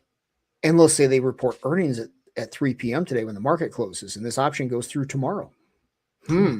Maybe that starts getting tempting for the right price.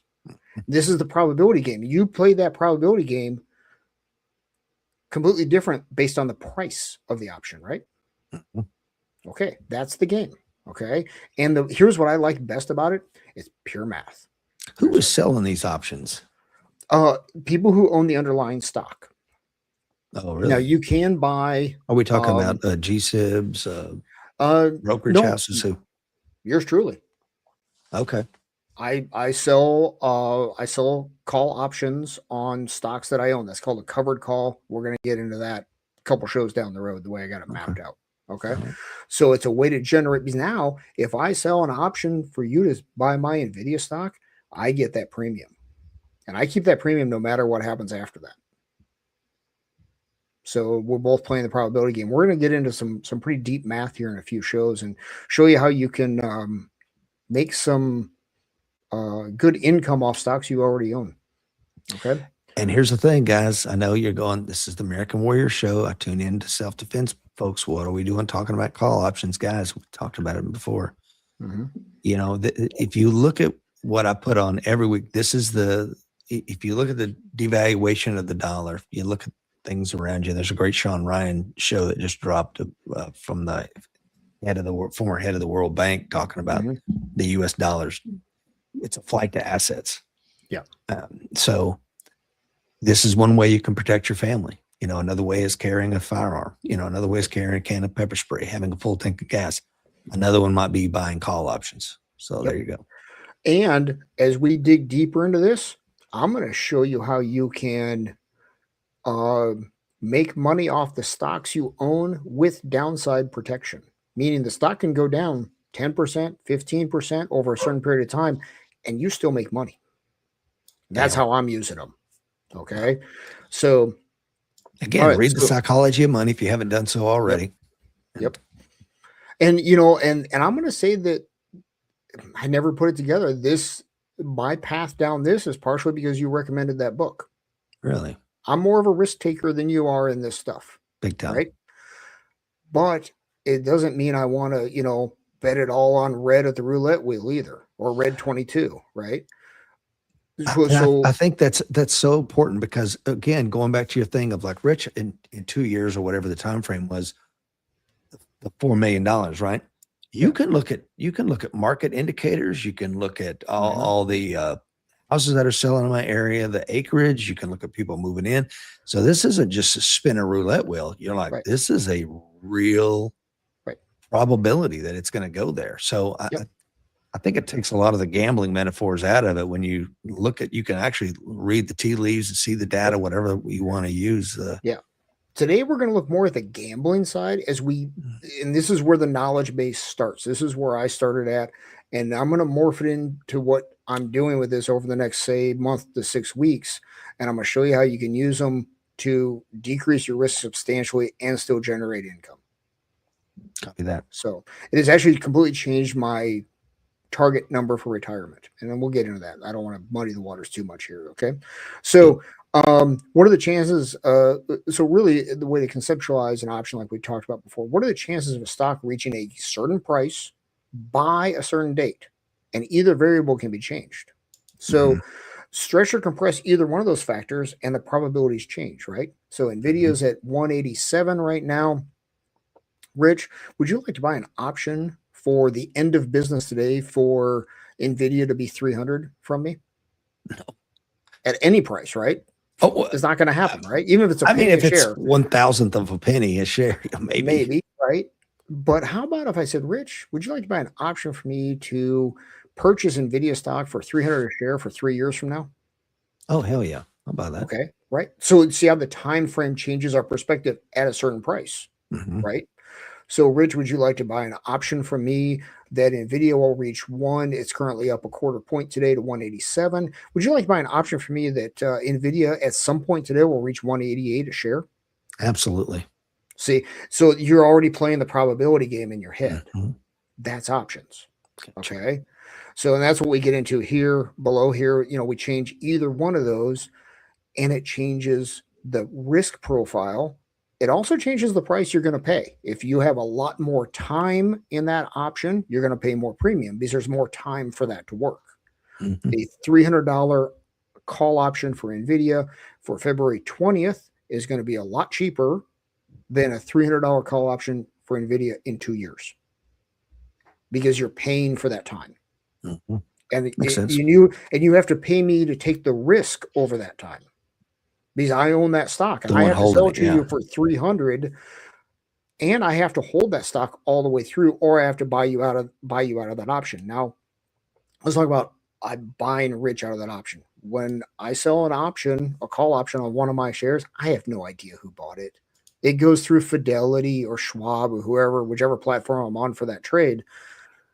And when I go back and buy it back, the Schwab or Fidelity, they're acting as a market maker. They find somebody else that wants that. I have no idea who bought it. Don't care. Okay. Yeah. It's a marketplace. Same way if you buy or sell your NVIDIA shares, you have no idea who you bought them from. Mhm. And it doesn't matter. You didn't actually buy it from anybody anyway, because Fidelity or whoever is holding the shares and making that market. Okay. Right. So just to clarify how that works. Okay. Clear as mud so far? Clear as mud. Awesome. All right. Let's go to the next one. Yeah. Okay, this is an NVIDIA example. Okay, guys, first off, I'm making up some dates here because it just makes life easier. And this way, it cannot be construed as financial advice because the dates don't match up with reality. Okay. Obviously, Nvidia is a real stock, but these dates, they're not. Don't think Yep. they're going to be in Exactly. reality. Okay. So here's our assumptions. NVIDIA reports earnings on February 10th of 2026. They don't. Okay. I'm making that date up to make this example work better. Okay. Okay. You want to bet. Rich Brown wants to bet on NVIDIA going up, but you want to limit your downside. Mhm. Okay. So NVIDIA price, when I wrote this up, is 188. Okay.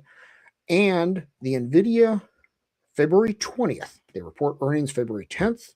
The February 20th, 2026, $200 call option is $296 a share. And that was the actual price when I wrote this slide up. Okay. times 100 shares, because each option contract, one option contract equals 100 shares. $2.96 times 100, $296 invested. Easy as it goes, right? Yep. So Rich buys one option contract, which you can do, for NVIDIA for February 20th at 200 a share. That's how it's referred to. Okay. Here's our knowns. If NVIDIA does not get above 200 a share between now and February 20th, and I'm just going to assume you hold this contract to expiration, okay? If it doesn't get above 200 a share between now and February 20th, you lose all that money, but not a penny more. You can't lose more than that premium. Okay. Now let's say NVIDIA blows out earnings. You can make some coin. Let's say it exceeds 200. It exceeds 200 and technically 202.96 for you to make money, because you had to put in $2.96 a share. Oh, gotcha. Okay. Now, if it's above 200, you're in the money, but let's say it goes to 201. Well, you're still, if you put your cost basis in there at 296, you haven't made all your money back, right? So one buy option, is that 100 shares always for one buy option? Correct. Yes. Okay. Make sure. It's all, whether if you're doing calls or maybe we talk about puts later on, any options contract, one contract equals 100 shares of the underlying stock. Okay. Gotcha. Now, some stocks are cheaper than others. So exactly. So this is also this or right. So you could, let's say XYZ stock was $20 a share. Well, it's a ratio to the price of the underlying stock as well. Okay. So now let's say NVIDIA makes don't go to the next slide. Stay on this one. Okay. Let's say NVIDIA makes $2.10 a share on February 20th. You're going to cash a check for whatever that number is, and we can look at that here in a moment. But let's say it makes $2.10 a share the day after earnings on February 11th. Well, there's still time on that option, right? So it's always that balance between price and time. So that option, the sooner it makes it into the money, the more valuable that option is going to be, and that option will go down in value. We're going to dig in that. It's going to be a lot easier to visualize with a chart. I was going to say that sounds a smidge confusing there, but yeah, we're going to dig into that here in just a second. So if you go to the next one, how much money can you make if it goes up? Oh my God, what is all this? Okay, no idea. Okay, we're going to dig into this. This is the matrix for the option that you just purchased. Okay. If you look at the top there, is this a Will spreadsheet or is this off? This comes from Option Profit Calculator. I believe that's .com. Okay. I'm sorry. Optionsprofitcalculator.com. So if you want to go in and play with the numbers, you can do that. Options, plural. Without putting your money at risk. Yep. You just plug in the numbers for what you're playing with. This is just a website you go to, you plug in the numbers, you hit calculate. That's it. Sweet. No money. It's not a subscription site because I'm cheap. Okay. So if you look at the top there, your dates, January 25th, 26th, goes on through all the way to February 20th, because when I plugged in the February 20th NVIDIA. So that's where it expires. So it doesn't go beyond February 20th. Okay. Let's bear in mind, we put, what did we say in our example? I forgot. $249. Is that right? Whatever. Go back. Let's get it right. Yeah, I think it was 202.96, right? Well, that's what your break even is, right? So $296 a share. So you put in $296. Okay. Yeah. Plus, in fairness, 65 cents in commission. I'm just not going to muddy the waters with commission. So if you start trading, it's 65 cents per options contract. Okay. Not a big deal. Okay. So let's look what happens here. Let's start at the top, because that's the fun part, because it's green. Okay. Look all the way to the right where it says EXP there, expire, my top yellow box. Okay. What's your $296? These are your profit or loss numbers, guys. This isn't total. So you add $300 to this for your original. Well, how much money did I make on that, Rich? $4,604. Not too shabby, huh? No. Now, that's a 1,555% gain. Okay. Now, let's bring that down. Now you'll notice that's if NVIDIA went to 249. Exactly. Where did you pull 249 at? I just target. Okay, gotcha. Okay. Yeah, it could have gone to 300. I just stopped at 249. Okay. Okay. If it went to 300, this number would be even larger because And that's if you held it all the way to the 20th. right now, remember where we're talking about how you options, think about your buying time. Okay. Mm-hmm. Take your expiration there, your profit of 4604, bring that all the way back. Let's say for some reason, January 25th, it made that 249 price. What's my profit there? Very upper. $104. Nope, all the way to the left. January 4,000. 25th. Do the matrix. Oh shit, I see it. Oh, $40. $4,668. Why did I make more money? Because there's still time value left in that contract. See how it goes down slowly. If the NVIDIA stays right at 249 through all those dates, the value of my option slowly goes down because there's less time left on it. Okay. It's a rounding error. Okay. I mean, you're talking about a difference of $64, right? Okay. So let's stay with the part that really matters, but that helps me visualize, okay, what happens to the value of that over time. Okay. That's a visualization of time value of money in an options contract. Okay. So now I put $296 into this. I made $4,600. It's a 1,555% gain. Okay. That's all great, but it's also kind of fantasy land, right? Okay. I'm not really thinking it's going to necessarily go all. I mean, that's a big increase. That's over 25% increase. They're going to have to blow earnings out pretty good there on February 10th. Okay. So let's get into some more likely stuff here. Okay. Let's say it goes to 204. Okay. This is now I'm looking at 104% profit, and you're going $100. Well, that's a 35% gain in just over a month. Again, the most I could lose was 296. But if I bought 100 shares of NVIDIA, I'd have to put up, in our example where the price was $18,800, right? True. So let's go worst case scenario. You'll notice the big long yellow box there, right? What's the most I can lose all the way down there? It's still the $296 you put $296. So that's my maximum loss. Even if it falls to zero. Even if it falls to zero. Let's say it's at 188. Let's say it goes to 150 a share. You lost $38 a share if you bought the shares. You bought 100 shares of NVIDIA and put up, I'm going to use around, it'd be 18,800. I'm just going to say you put up $19,000 because the math is easier, right? You put up 19 grand and it loses $30 a share ish down to 150, 38 a share. Actually, you lost $3,800, right? Ouch. How much did you lose with the options contract? 296. Which one would you rather lose? 296. There you go. There endeth the math lesson. So this is why I will buy options coming into something high risk like earnings, because I can cap my downside and still get my upside. Now, in fairness, the other way, if I bought 100 shares of stock and it went to 249, I would make more money buying the stock, right? Okay. But I'm not limiting my downside with the stock purchase. So I look at it as it's a risk reward thing. It's insurance, kind of like we talked about, right? It is. This isn't truly the insurance side of it. You're still playing, I'm using the term very, very loosely there. Okay. But what you are insuring is your maximum loss, 296. That's it. Period. Dot. End. Yeah. That's the most you can lose. You buy $19,000 worth of stock and it goes down 10%. You lost $1,900 versus if I buy the option, I lost 296. Okay. So this is where people also get themselves into trouble with options is they go, well, I'll go buy the February 20th on NVIDIA at 250, and then I'm going to go buy the Microsoft on this and the this on that and the Google on this. Not how I play options, guys. I will say, okay, I want to invest $19,000 into NVIDIA to play the earnings, okay, trade it if you will.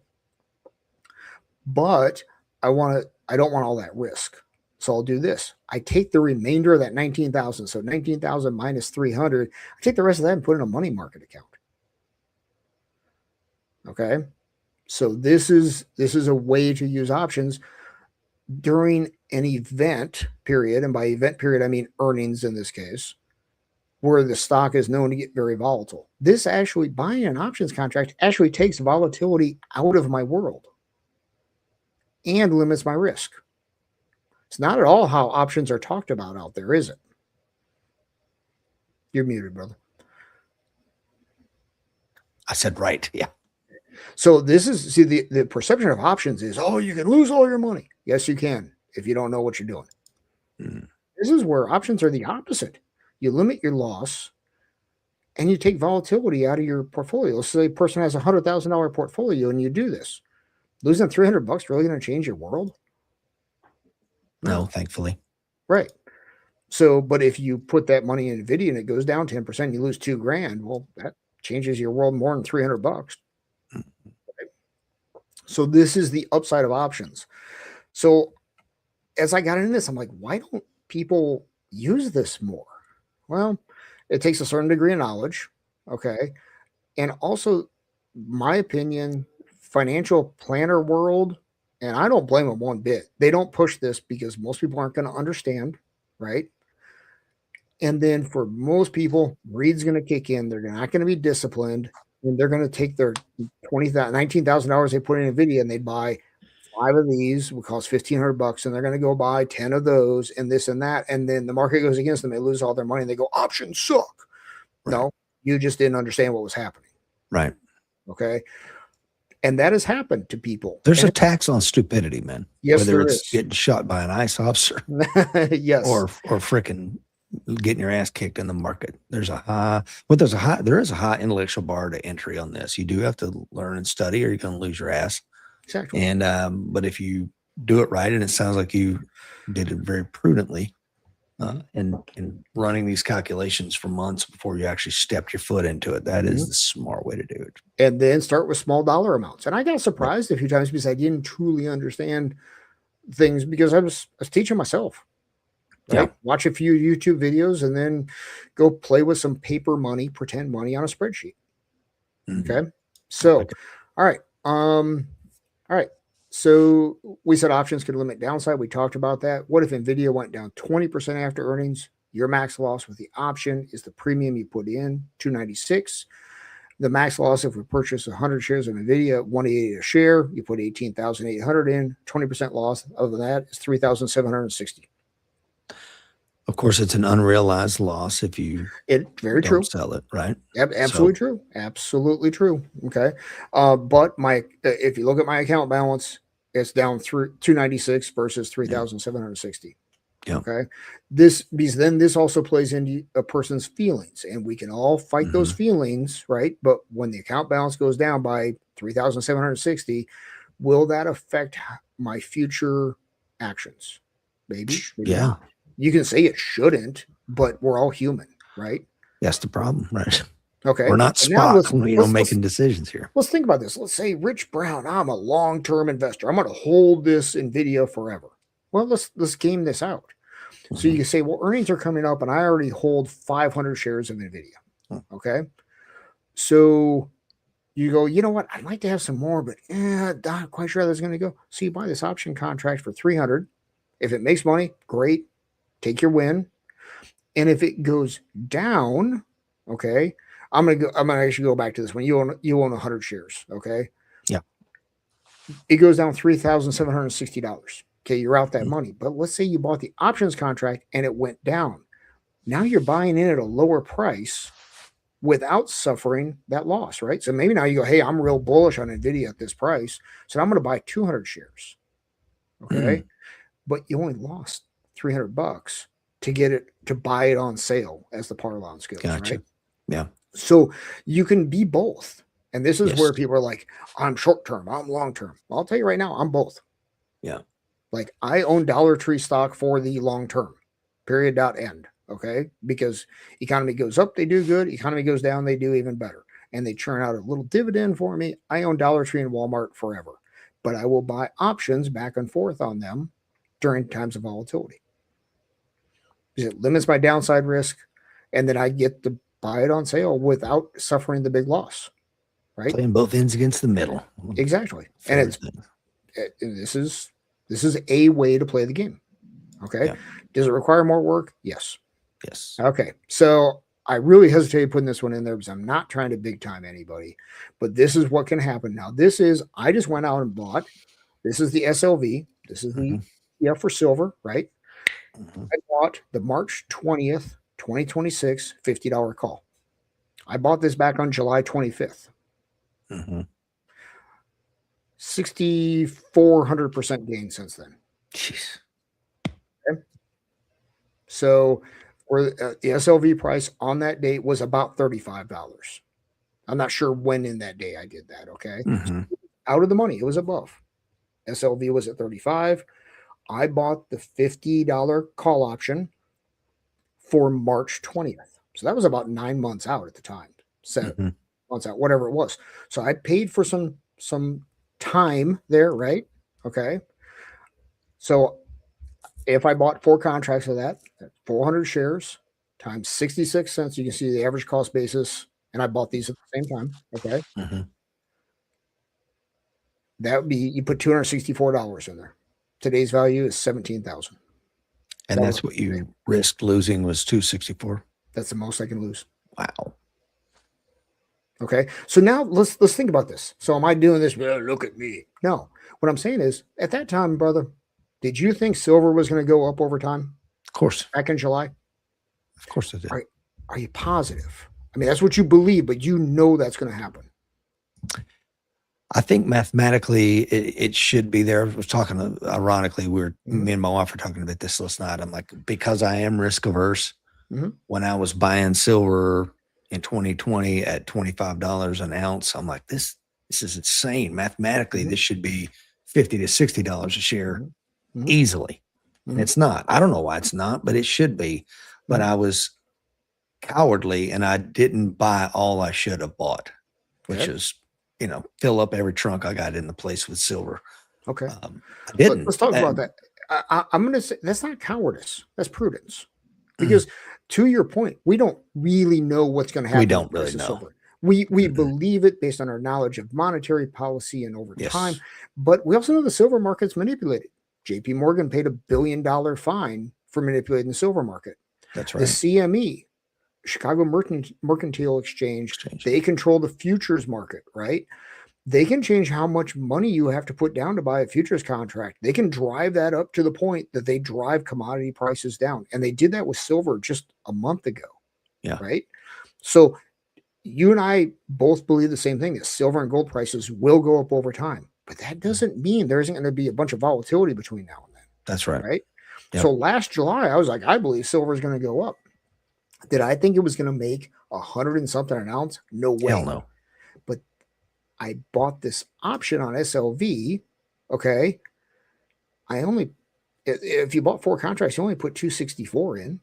If I lose $264, it's not changing my life. But if I win 17 grand,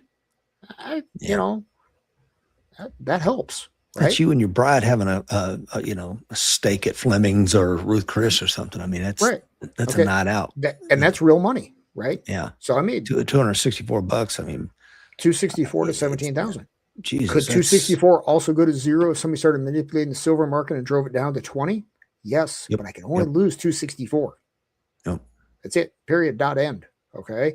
So this is, and if you believe something's going to happen over a period of time, okay, you can use an options contract to still realize those gains while limiting your downside. Does that make sense? Because the options contract doesn't have to be for in a week. You can go as much as 2 years out. I like it because it's like, okay, Rich, put your money where your mouth is. If you really believe it, let's see what you got, big boy. Well, but it's also it's to your, and I disagree with your word cowardice, but the options contract is kind of the coward's way out, right? Because if I said at that time, it was 35 an ounce for or 35 a share for the SLV, okay. So 100 shares of that would be 3,500. So it'd be 14. You'd have to put $14,000 in there back last July, right? Or $264. What's the coward's way out? 264, right? Yeah, because I'm not buying silver and having it in a chest and risking losing my ass, right? Or silver contracts that's going to Right. bankrupt me, right? So which one's really the coward's way out? Options are played up as being super risky. I'm going to say it's the prudent way out. Ah, there you go. Okay. And Yeah. who says you can't do both? Maybe True, like right now, true. I'm looking at this going, do I really buy more physical silver at 108 or whatever it is right now? It's not up on my chart. Ooh, man, that's a heck of a run. But I really do think, I mean, if you look at the silver gold ratio, we talk about that, right? Silver should Yeah. be 500 an ounce. Right. Well, That's right. maybe, and let's just assume it's not the case, guys. Let's just assume silver and SLV are the same price because it makes this discussion easier. Mm-hmm. Well, maybe I buy SLV call options for 200 for a year out. I put $500 into that. I'm making up the numbers. Okay. I don't know what it would be. Okay. Well, heck, that's not a lot of money in. But if silver goes to 200, I don't even have to run the numbers. You're going to make a lot of money. Yeah. Right. Versus if I go buy, if I buy one option contract, that's 100 shares of SLV at, call it 105 right now. I got to put 10 grand into that versus $500-600. Which one's really prudent? The scary options contract, as they will tell you, or going and buying the actual thing? Because let's say silver goes back to 50, right? Which was the previous high in 2012, 2014, whatever it was. Yeah. Let's say it goes back to 50. You put, $10,000 into that. You're out $5,000. If I put $500 in an options contract, I'm out $500. Yeah. Right. Yeah. So this is where options can be used prudently, okay, to limit downside risk and still realize potentially very large gains. Dig it. Okay. Okay. So that was good. All right. And this is our last one. Can you bring up that YouTube video? Yeah. Let me pull before you do that though. Let's talk about. I want to talk about where we're going with this options discussion. Okay. Please. So this is all fine and dandy. Throw $300 here, $500 there, whatever. Okay, that's all fine and dandy. This is not how I play the majority of my options contracts. I've got a little gambling account with Fidelity, and I will do stuff like this. The next thing we're going to go into is you selling the options contract to someone and limiting your downside. Okay, you can't lose a gajillion dollars. There is a way to do that. Okay, is selling options contracts. There is a way to potentially lose infinity. I'm not even going to approach the subject. Okay, that's not where this is going at all. Okay, what we're going to do is we're going to talk about how to use options contracts with stock you already own to generate income and have downside protection. Then next week we're going to talk about we're going to start talking about covered calls. Covered meaning you own the shares of stock for which you are writing the option for. So in other words, if I own 100 shares of NVIDIA and I, through the magic of Fidelity or Schwab or whoever, I say, I want to sell someone the option to buy my NVIDIA shares on February 20th at 200 a share. And Rich wants to buy that based on our discussion here. Well, you would buy that from me. That premium would come to me. Okay. So if you spent the $300 on that options contract, right? I would get that $300. I got $300. And if it doesn't make 200 a share, if it goes to $199.99, I get that gain and I keep your $300. Now, if it goes to $249, I still got to sell it to you for $200. That's the downside of that, because it does, just like our house example, it limits my potential upside risk, or my potential upside on that. Okay. So we're going to dig into that and start digging deeper into that one. So next week it'll be covered calls that are out of the money, meaning the strike price is above the current share price. Okay. Okay. So that's where we're going to go next week. And think of the options like we talked about. Silver's been on a parabolic rise for the last, since July. I mean, since I bought that options contract, it's just gone vertical, right? But options are also a way to play out volatility. Mm-hmm. Let's say you think we're going to go through a bad recession in the next 6 months. but you Okay. think it's going to recover after that because they're going to start printing money because that's what they do, right? Mm-hmm. But you don't want to ride out that downturn, say in Nvidia stock. So maybe you buy, I'm not even sure if this is a real options date, December 30th of 2026 option on Nvidia at 200. But you think Nvidia might pull back to 150 in the meantime. Well, you don't have to ride that downturn. No. You just buy the options contract for December 30th. And if you're wrong, you're out that relatively small amount of money. In the meantime, you put the rest of your money in a money market, earning 4% annually, wipe your hands of it and walk away. Wait to see what December 30th brings. And you can math out, if I want to invest $20,000 in Nvidia and I think it's going to be up 10% by the end of the year, but I don't want to ride out this volatility in between, you can math out which option, which strike price you should use on December 30th to get your target 10% gain. But like we talked about, you're still only limited to the downside of whatever you paid for the option.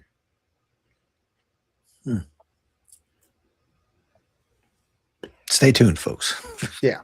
We're going to get there. We're going to math it all out. That same chart that we showed you earlier, we're going to use that particular matrix chart all the way through this, and you guys will see it's just math. And that's what I really like about it, because and everything is about probabilities. We're going to talk about the Greeks next week, theta, which is time, the time value of the option. We're going to talk about delta, which is I think of it as the difference. Basically, it's a probability based on market action. What's the probability that this option is going to expire in the money? Mm-hmm. And your lower percentage is going to cost less, but then have a potential bigger payoff. Is that the game you want to play? I don't know. You do you. Yeah. Sometimes I do that. Sometimes I don't. There's a lot of different ways to play that. Okay. So there's the real upside. The beauty of these to me is you don't have to put a lot of money in to get a lot of money out, and you're limited on your downside risk. So for me, as crazy as it sounds for the public perception of options make me sleep better at night. Mm-hmm. And then the very last thing we're going to get to at the very end of this is a way to use options to protect your account from huge downside risk. Okay. Another housing crisis happens. So pick your catastrophe. .com bubble, right? AI bubble pops. We're going to talk about a way you can use options to purchase insurance for your portfolio that will skyrocket the same way we saw here, a 1,500% gain. In options world, 1,500% gain isn't really much to brag about, to be perfectly honest. Wow, really? Okay. Well, I mean, you brag about the good ones, right? Mm-hmm. So I'm going to give you a good example. I bought some gold, some GLD options. I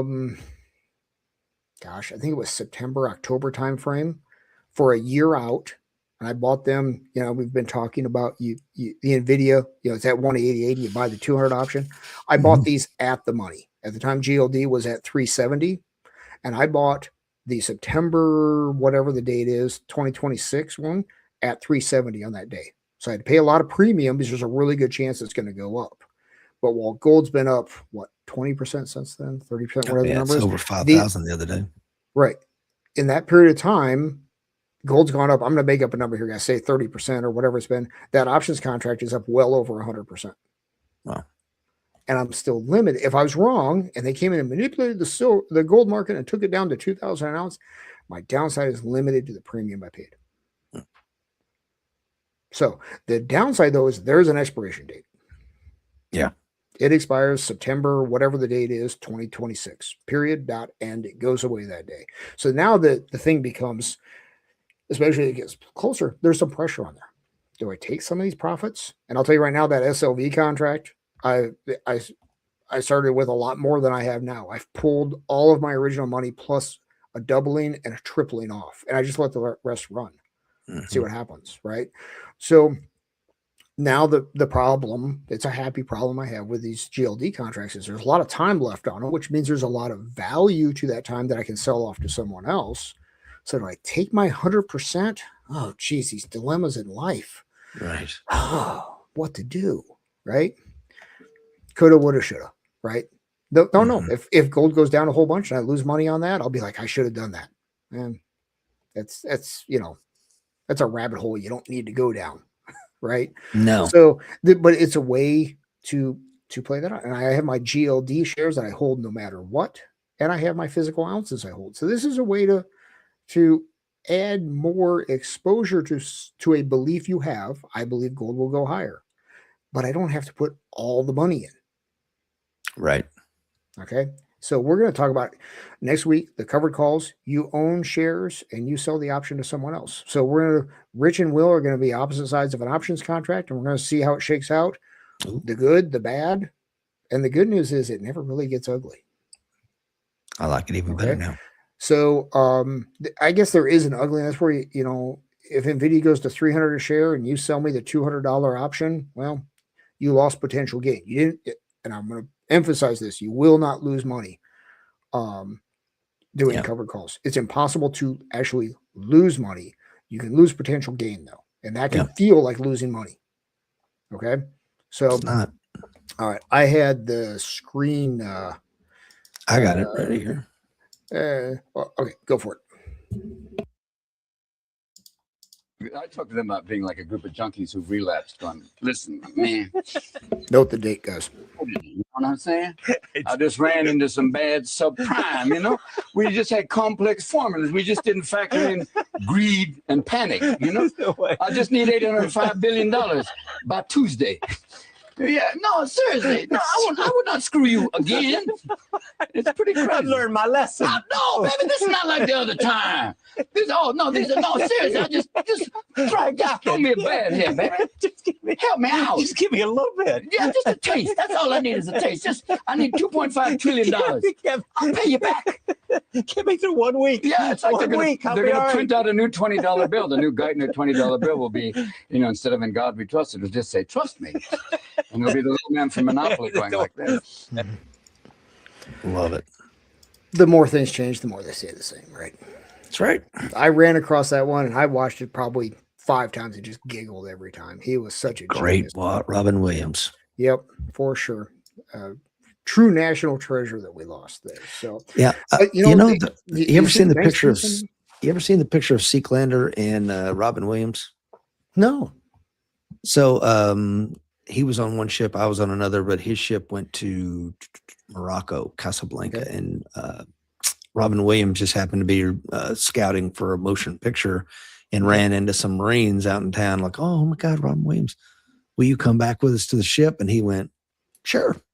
So he came back and went on the USS Tortuga and spent his entire day going berthing area to berthing area, and it was completely impromptu. Yeah. And spending time gripping and grinning and telling jokes and stuff like that. And then at the end of the day, he waved and left the ship and went on about his day. That's the kind of class act this guy was.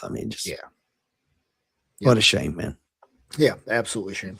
So, all right, guys. So next week we dig into covered calls, out of the money covered calls. So you're selling Rich owns 100 shares of Nvidia at 188, and you're selling a covered call above the current price, and it's covered because you own the shares. Okay, so we're going to talk briefly about the difference between a covered option and a naked option.